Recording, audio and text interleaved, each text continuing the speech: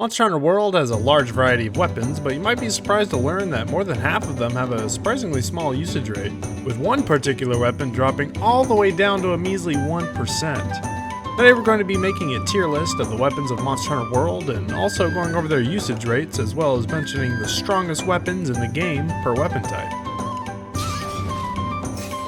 Hi there, if you're new to the channel or not subscribed, hey, what's up? I'm Terrorizer. And if you're returning to the channel and are subscribed, hey, what's up? I'm Terrorizer. As your personal extra greeting for being subbed.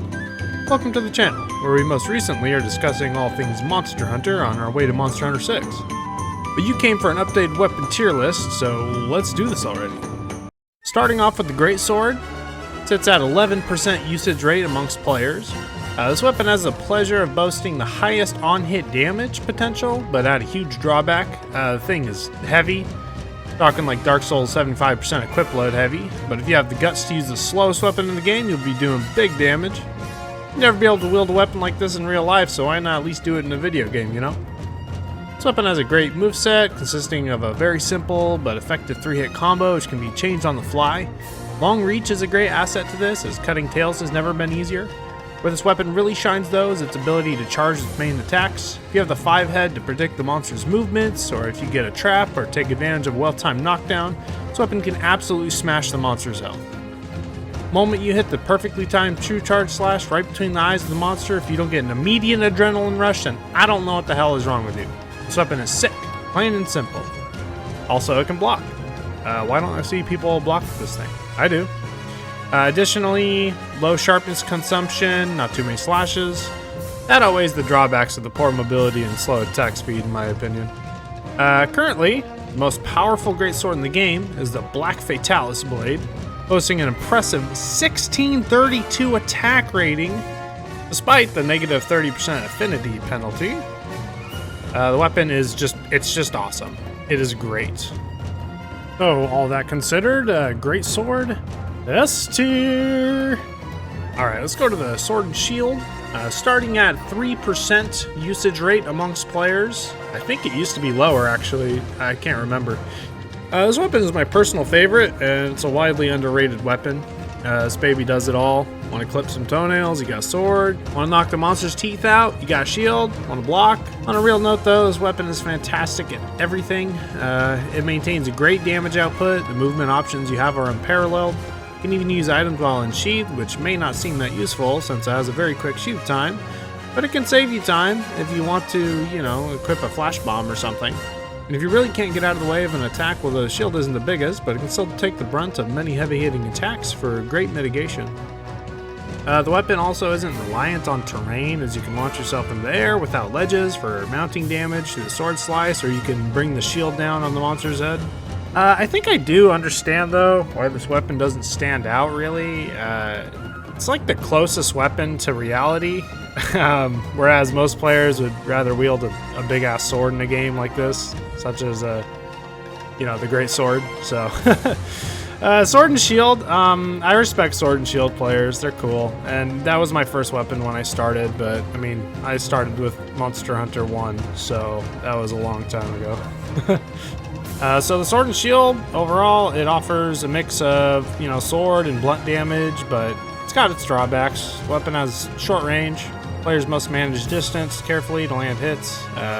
Additionally, Sword and Shield requires frequent sharpening, especially after sword attacks. The true Fatalis Sword is the most powerful sword and shield in Monster Hunter World and can handle any monster, though. Sword and Shield, one of my favorite weapons. It kind of sucks, but I have to put it in C tier, at least for solo play, that is. Alright, moving on, we're gonna talk about the Longsword, everybody's favorite weapon. It sits at a 23% usage rate. That's nuts. It's like a quarter of the player base. Alright, anyway though, long reach while retaining great mobility and high damage output, I guess. Go-to weapon for beginners and weebs alike. Want to spam the same combo over and over and have your damage go up every time? Longsword. For those of you who don't like jumping on an easy weapon bandwagon, don't be discouraged from using this weapon. It's got a high skill ceiling that even I, a veteran, have yet to reach. The way the weapon moves your hunter back and forth and through the monster really embodies what a samurai looks like.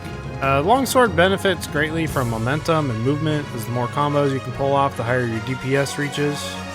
It's just a very versatile weapon. Offers a combination of sturdy damage, attack speed, and mobility. Its long reach is unsurprising given its name, and that's one of the biggest advantages the Longsword has.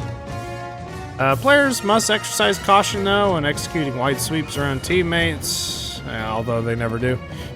Nevertheless, the Longsword strikes a good balance between the Greatsword and faster, less damaging weaponry. Currently, the Fatalis Zagaspadon is the most powerful longsword in Monster Hunter World, boasting a high Elder Seal that allows it to delay Elder Dragon special abilities and overall just be a deadly weapon. Longsword, it's just very versatile. Beginners and experts alike can use this. Longsword goes straight into A tier. Very good weapon. Dual blades, these blades offer small but extremely flashy combos that'll make your teammates kind of wish you were you, except everybody forgets how much stamina the things take. For as mobile as this weapon is, you'll actually sit in one spot if you want to do big damage. Most of your powerful attacks leave you animation locked, meaning you'll either have to commit to the attack and hope the monster doesn't turn towards you, or time the attack for when the monster is incapacitated from traps or knockdowns. If you want another easy weapon to get into though, keeping the high potential for damage, I suggest foregoing a shield for this weapon, unlike the sword and shield. The thing is though, the dual blades possess the capability of having the highest DPS in Monster Hunter World.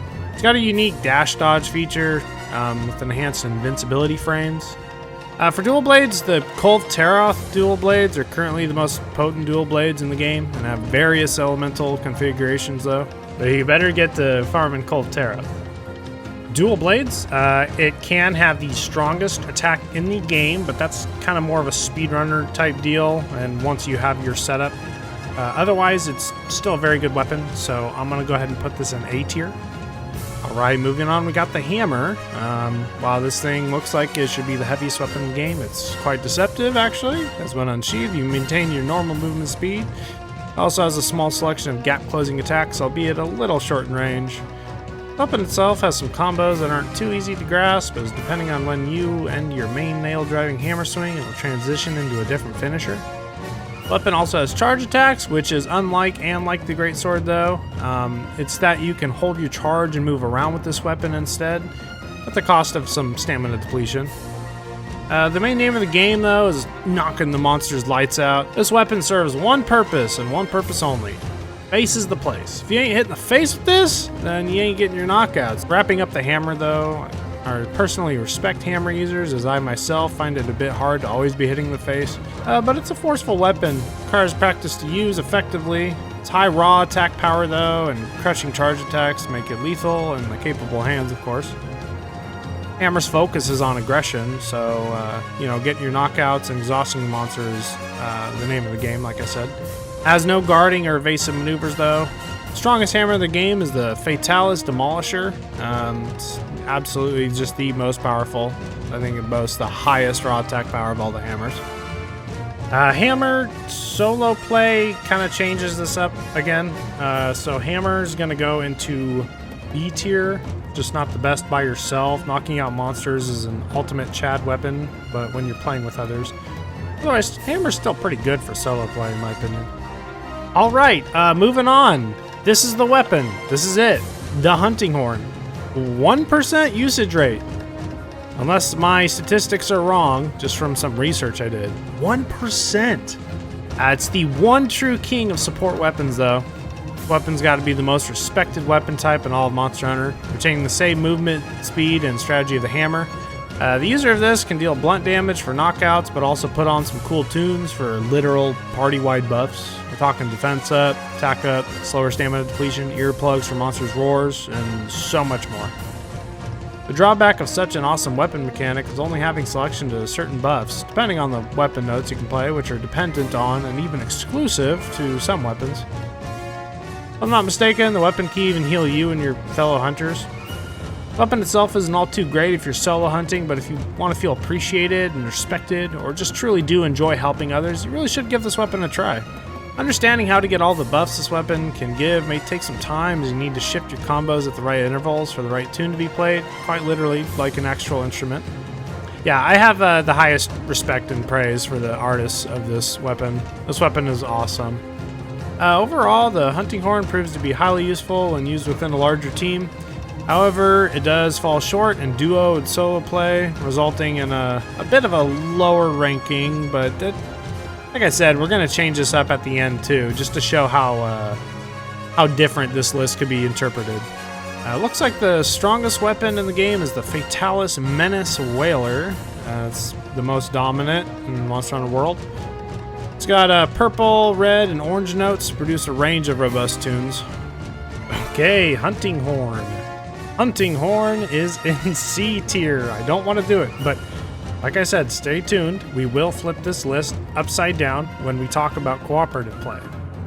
All right, with the second lowest usage rate, I believe, the Lance sits at 2% usage rate.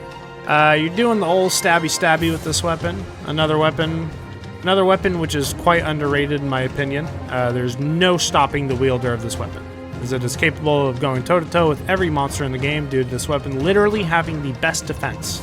Its massive shield and exclusive guard mechanic, the Perfect Guard. The drawback of this weapon is that its damage output is considerably lower than the other weapons in this tier list. It does make up for it with its extremely long reach and ability to attack upwards, which lets you target whichever part of the monster you desire. The weapon is built for more slower, methodical playstyles though, that favor defense first and foremost. After all, some damage is better than no damage if you utilize the defense of this weapon properly. The Lance primarily being used for defense. It does have the long reach, but it does lack attack power. Puts it lower on the list, but this, like I said, is just more of a general overview of the weapons. I feel like older players of Monster Hunter would like the Lance more than newer players.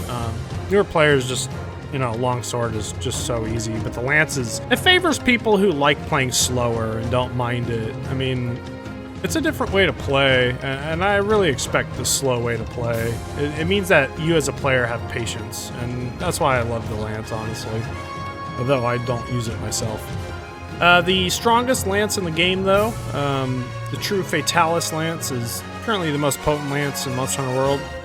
Okay, so Lance, I was going to put it in D tier, but I think that's just too harsh. Lance is a very good weapon. It just depends on how fast or slow you like to play. So we're going to go ahead and put this in C tier. Lance again, but let's just slap a gun chamber on it. And if you like the style of the Lance but prefer some more firepower, pun intended, then I suggest giving this a go. This weapon is still mighty capable of having unparalleled defense, second to the Lance, as its shield is just as big. What's nice about this weapon is that you can take your time with your attacks by stabbing and unloading shells one at a time, but if you spot an opening, it has a great but time-consuming combo that unloads your whole chamber, along with some heavy-hitting slashes from the blade. Also, it's got Wyvern Fire, which is just super sick. You need to have a little bit of 5-head to understand this weapon though, and why you want to use shelling in certain situations. Weapon having explosions coming right out of the blade is just downright fun, and if you want to have some fun and remain unique amongst the player base, then give this weapon a go. Overall, with the Gun Lance, despite hindering dodging and mobility, it compensates with an optimal balance of reach, defense, and special damage. It distinguishes itself from other weapons in Monster Hunter World. It's the only one that just kind of explodes for free. Well, I guess except for some of the Bowguns, which we'll be going over here in a sec. It's got the Worm Stake Cannon as well. This weapon's got a lot of explosive power, actually. Pretty awesome. I actually am a big fan of Gun Lance. I use it quite a bit myself. Strongest Gun Lance in the game, the True Fatalis Gun Lance. Combines level 7 normal shelling with 897 base attack, just hella good, and purple sharpness. A very formidable weapon. Gun Lance, I honestly think is better than the Lance generally. Some people would disagree, but I like the versatility of this weapon. It's got great defense, slash attacks, and shelling. Alright, moving on, talk about the Switch Axe a little bit. 6% usage rate, which is actually better than I thought. This weapon was introduced in Monster Hunter 3. I feel like Bloodborne was inspired from this weapon with their trick weapons. This one's got a pretty cool playstyle, honestly. Having an axe form and a sword form is it changes up your movement speed and your damage output depending on what mode you're in. That's kind of fun. The weapon benefits greatly from targeting monsters' elemental weaknesses. It's got its signature elemental discharge attack. Having to manage your meter though, or your sword form gauge actually, I feel like it's not for everybody. Longsword's pretty easy to get used to, just kind of build it up, but Axe has Wild Swing, which is just unending beatdown for when you're pissed and you want to go ham. Especially if you don't have enough sword gauge built. Switch Axe is a complex weapon in Monster Hunter World though. But skilled players can use it to their advantage due to its versatile nature. You can switch between Axe form for better reach and mobility, and sword form for more damage and precision. The strongest attacks from this though take a while to recover. The True Fatalis End is currently the strongest Switch Axe available in the game, high dragon damage and top tier purple sharpness. Switch Axe is a bit weird, but it's actually got some really good damage potential and it's got some versatility with it. So we're gonna put this in A tier. Alright, moving over to the cousin of the Switch Axe. Got the Charge Blade, sits at 9% usage rate actually. That's a lot higher than I thought too. I guess people like the Charge Blade. I don't know. A huge axe and a big sword and shield is cooler than a small sword and shield, I guess. This weapon, though, kind of plays the same, I guess. You'll attack in sword and shield mode until you get your vials glowing yellow and even red if you go on long enough. But when you do notice it's yellow, you gotta stop, like a traffic light. Now, I'm not too familiar myself with the weapon, but I do understand that it's another 5-head weapon to use. I asked you guys in a poll, actually, a couple weeks ago. Just toughest weapon to use in the game, and Charge Blade won hands down, even over Hunting Horn, actually. So this weapon is not recommended for beginners in my book. If you're watching this and you are a beginner, weapon takes some time to get used to. Charge Blade's another weapon that can switch between axe and sword forms. Like the Switch Axe though, the sword form of the Charge Blade has a shield which provides for better defense, which is cool. However, the axe form of the Charge Blade is very, very low mobility, and its moves are more difficult to master, in my opinion. Strongest Charge Blade in the game is the Kiar Strong Arm or the True Fatalis Charger. They're both equally powerful Charge Blades, actually. The difference being players' preference for elemental or impact vials. Charge Blade, as a solo player, Charge Blade's kind of weird. It's kind of hard to use, still versatile. I kind of want to put this in B tier. I just feel like the Switch Axe is a bit easier to use and a bit stronger in general. Okay, last melee weapon, or partially melee weapon, strangest weapon in the game. Insect Glaive sits at 7% usage rate. I don't know where to begin with this one. Weapons like Monster Hunter Spear, but they already have a lance, I guess, so they went with more of a halberd staff weapon, I guess. The reason I say staff is due to its ability to launch your hunter into the air at any given time for some sick aerial combat. Your Kinsect can be launched out at the enemy for small damage, but that isn't the main point, as when your Kinsect lands a hit, depending on what body part of the monster it hit, it'll store a buff that transfers to you when you call it back. There's a few different colored buffs that give different traits, such as attack up or movement speed up. The most damage coming from this weapon is from grounded attacks, actually, believe it or not. The most damage coming from this weapon is from grounded attacks, but most of the fun comes from flying through the air with it. This thing is a mounting monster too. Insect Glaive, though, is a very distinctive weapon in Monster Hunter. It enables a wielder to command your Kinsect companion. Kinsect can be directed to extract beneficial essence from the monsters and then return it to its owner.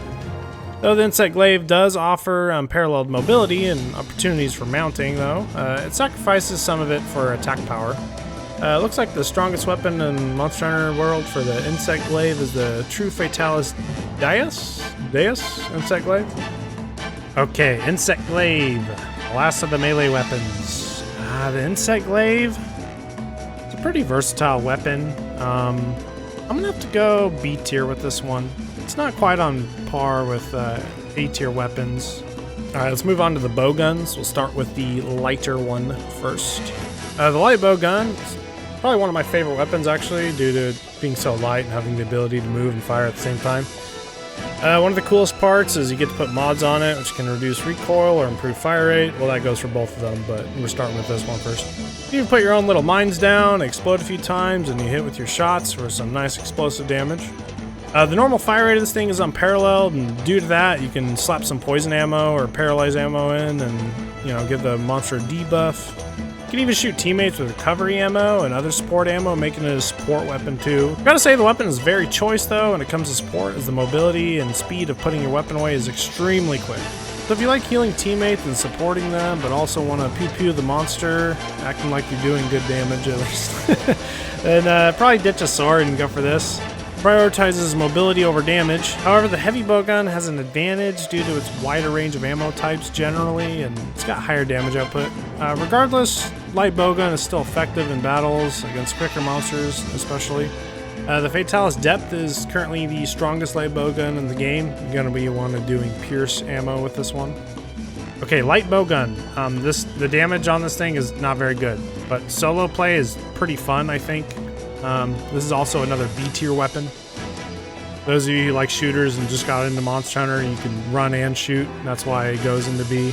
Alright, heavy bowgun. Not only does it act like a light bowgun, but the explosive game is on its own level. We're talking Wyvern Fire, Cluster Bomb, Sticky Ammo, Wyvern Snipe, which is exclusive to some of the heavy bowguns, but the other side is the cooler Machine Gun, which is just downright awesome. This thing can put out mad damage, but just like the Great Sword, this thing is like Dark Souls 75% equip load heavy.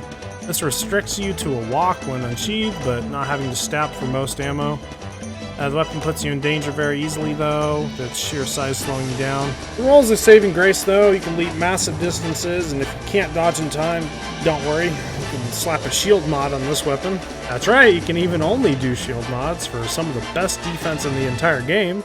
Just equip your shotgun ammo, slap the shield mods on, and you become an unstoppable force. Unless you block the wrong way. So the heavy bowgun in Monster Hunter World, it's a formidable artillery weapon. Can inflict significant damage from afar or up close. Despite its lack of mobility, it offers noticeable flexibility though. It's got a diverse range of ammunition options. Strongest heavy bowgun in the game is going to go to the Vor Buster for its pierce and spread damage, and it's just got great stats in general. Alright, now the heavy bowgun. So we talked about this weapon has mad damage. It's got cluster, it's got wide range of ammos. You can even put shield mods on it, and it's got long evasion distance. So this actually goes into S tier. Okay, last but not least, the one you've all been waiting for, the bow. The bow sits at a 10% usage rate. 1 out of 10 Monster Hunter World players uses the bow, or at least gives it a try. It's literally a Dark Souls Great Bow, shoots Dragon Slayer arrows, and much like Dark Souls Great Arrows, the damage is kind of caught lacking for the most part, unless you really know what you're doing. If you want something ranged, but still before pulling off some combos like a melee weapon, then try this out. It's got its own combo routes. Not the easiest to use, as you need to keep the right distance for your shots to deal the best damage. Your damage will fall off if you're too close to the monster or too far. And like I said, the damage isn't the greatest, but what is great is your mobility and fantastic dodges in between shots. It can help you keep in the right range for your DPS, albeit at the cost of stamina. You can also dip your arrows into some coatings to inflict status ailments like poison or literal power coating, which just increases your damage. You can even do close range coating. It gives you more damage when you're in the monster's face, and it'll negate the range penalty of being too close. We haven't talked about the Wyvern Shot. A sick charge shot acts like a piercing pod, meaning you'll want to shoot through the longest length of the monster as possible for maximum damage. The bow is something I've always wanted to use, but it's another 5-head weapon for me. In turn, it deserves some respect. Overall, the bow is a trustworthy and effective ranged weapon in Monster Hunter World. It's ideal for knowledgeable players, though. It's got unlimited ammunition, consistent damage per second, exceptional mobility. When charged, the arrows fired from the bow are highly effective and can be augmented with special coatings for a range of damage enhancement and negative status effects. Among all the bows in Monster Hunter World, the Kiara Bow King is currently the most powerful. The bow. Bow. Some would argue this is an S tier weapon, but by yourself, I don't feel that way. Takes a lot of your stamina. It's kind of hard to get the distances right. Some players may be an expert with it, but this is an overall solo play for general players as a broad spectrum. So we're going to go A tier with this one. Okay, and there you have it for the solo play of the weapon tier list. Now, if we were to flip this around and go cooperative play, I would do things a lot different. In co-op play, you favor some support with a lot of mad damage. It really depends, though. So we're not going to look at this as a 4-player squad. We're just going to look at the singular weapons by themselves and what rank they deserve based on them going into any party. And let's just assume the rest is DPS, actually. Hunting Horn, S tier. Light Bowgun, A tier. Not crazy for co-op. Hammer, S tier. S tier, easy. Both of these weapons right here. Knockouts, buffs. This does knockouts better, though. But knockouts are just so good in Monster Hunter. Okay, Charge Blade, it's got great burst damage. Con, X mode can hit party members, so it's got good burst damage. We're gonna go B though with this one. The bow, bow is also gonna go in B. Stamina management can get in the way of momentum, and it's got good range though, decent damage, high mobility. Gun Lance. Oh, Gun Lance is gonna go into C, I think. Explosions can hit allies as well, so this thing, I can't tell you how many times I've blown people away with this weapon. Great Sword, you know what's funny is I'm actually just gonna put this in A. What's funny is it's got excellent single target damage. It's got some good defensive options, but this really doesn't add much to the team except for damage, so yeah. Sword and Shield, I want to put this in A tier.